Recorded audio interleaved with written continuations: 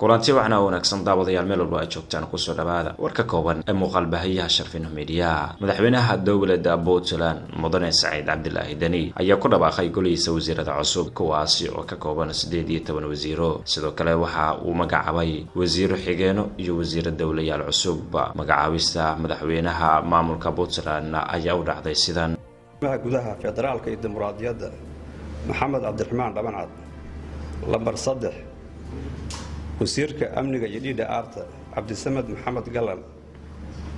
lambar 4 wasiirka maaliyadda Xasan Shire Abgaal lambar 5 wasiirka qorsheynta horumarinta dhaqaalaha iyo iskaashiga caalamiga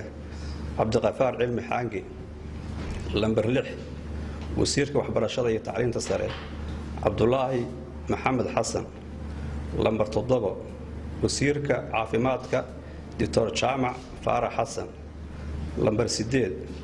wasiirka hawlaha guud gaadiidka iyo guriyeynta Axmed Bashiir Muuse lambar 9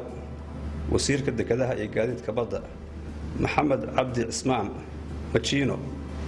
lambar 10 wasiirka hawlaha guud iyo garoomada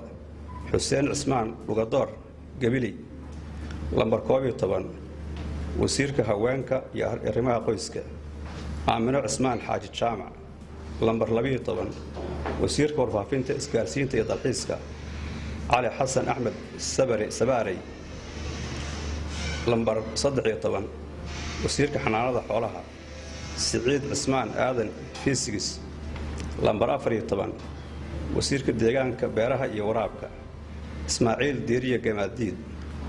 lambar 15 wasiirka ganacsiga warshadaha iyo maalgashiga Cabdullaahi Cabdi Xirsi lambar 16 wasiirka kalluumaysiga iyo khayraadka badda Faarax Maxamuud Awaash lambar 17 wasiirka shaqaalaha dhalinyarada iyo ciyaaraha Jaamac Faarax Muuse lambar 18 wasiirka tamarta macdanta iyo biyaha Axmed Maxamed Yuusuf Taaraan